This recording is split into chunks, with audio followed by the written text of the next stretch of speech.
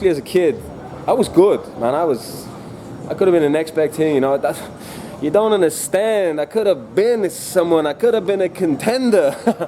I was. Fuck rap, but like an adequate semi-automatic that had any ready for anybody to buck back. Hold catch your vibe in the way that we leave nobody alive, even suicide, no fuck that. Bobby feeling villains because come for your man and his lady and even.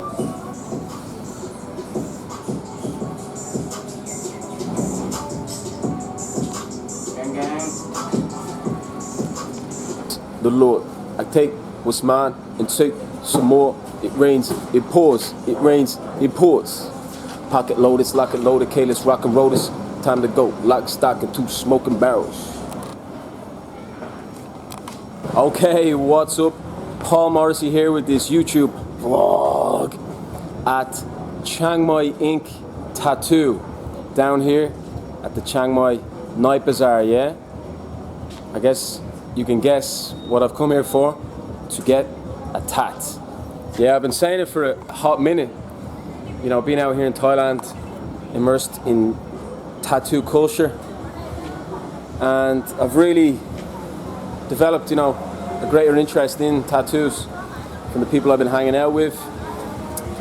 Shout out a few people, you know, but you know, I didn't grow up with much tattoo culture in Ireland, so I've actually only got one tattoo, which has it ever been on the vlogs? I haven't really gone shirtless on the vlogs too much, have I? Tattoo is down here.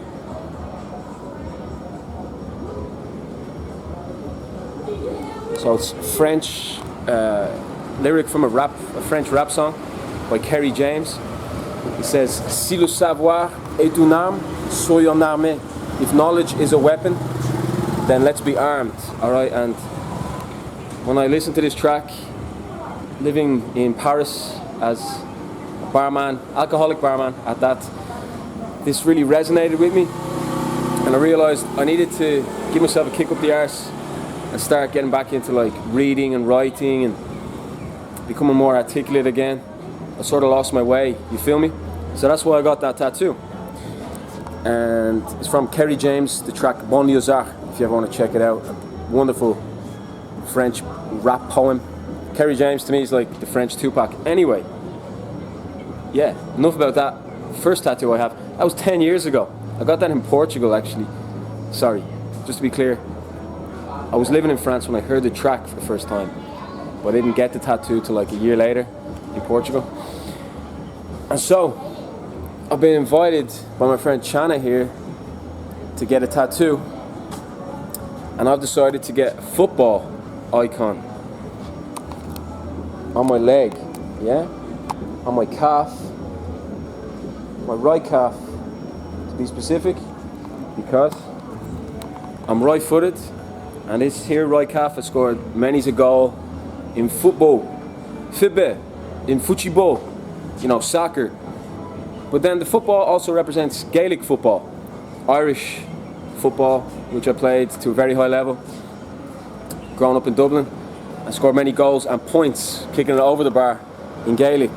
So the football is going to symbolise both soccer and Gaelic football, and just my undying love for both of these games, both of these round ball games, which I played since, 5-6 years old, and played for my local team, Castleknock Celtic, in soccer, St. Bridget's, in Gaelic. And aside from actually playing the games, I became just a complete passionate aficionado.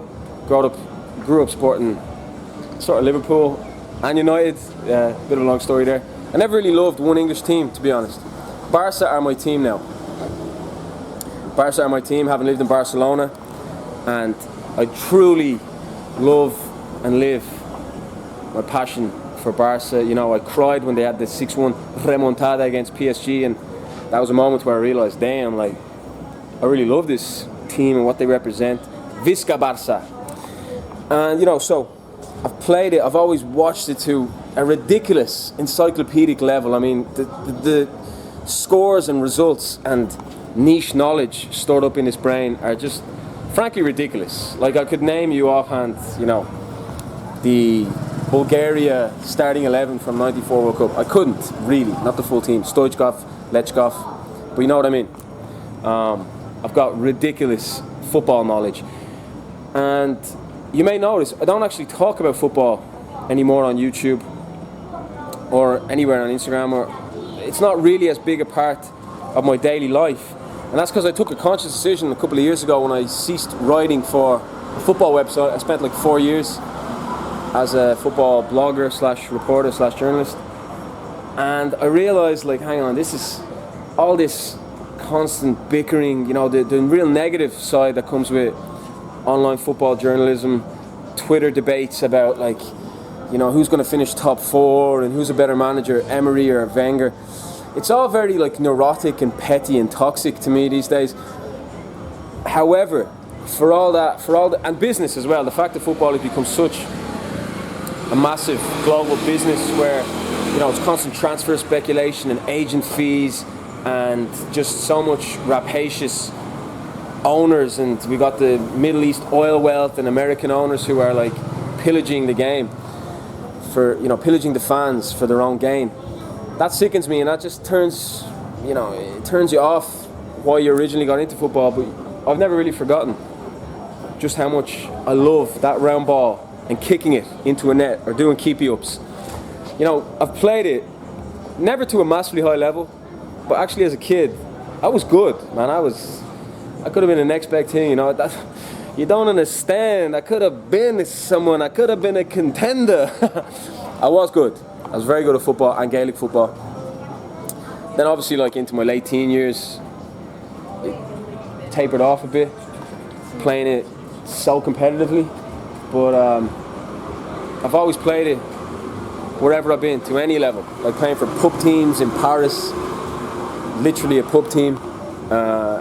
Playing Gaelic then in Madrid and Barcelona. I always played a bit of futsal in Madrid. Futsal being the five-a-side concrete game. And also here in Thailand, I play five-a-side kickabout.